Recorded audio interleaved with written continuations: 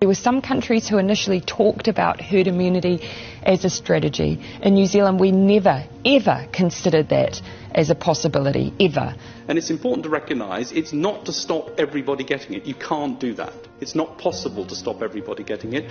And it's also actually not desirable because you want some immunity in the population. Herd immunity would have meant tens of thousands of New Zealanders dying, and I simply would not tolerate that, and I don't think any New Zealander would. Perhaps you could sort of take it on the chin, take it all in one go and allow the disease, as it were, to move through the population. We currently have 102 cases, but so did Italy once.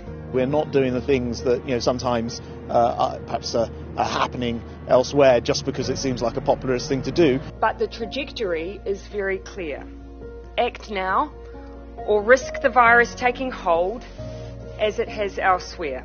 Things like closing schools and stopping big gatherings don't work as well, perhaps, as people think. We have, for instance, 9 million protective masks already here in New Zealand, should we need them. Reports that some NHS trusts are running out of protective equipment has caused huge concern. Due to shortages, we would now have to share masks. We're still, and will continue, to track and trace every single one of those cases. We know where they came from, what links to overseas travel, who those individuals were in contact with, so that if someone in that contact group then has COVID, we can continue to trace the line of how people came in contact with it.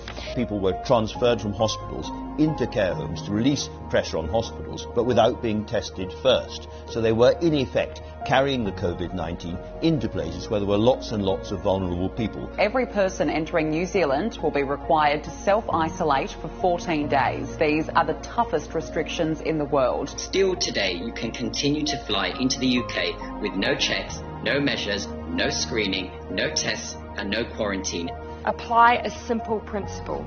Act like you have COVID-19. I was at a hospital the other night where I think there were actually a few coronavirus patients, and I shook hands with everybody.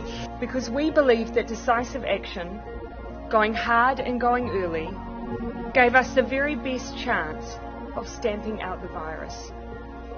And it has.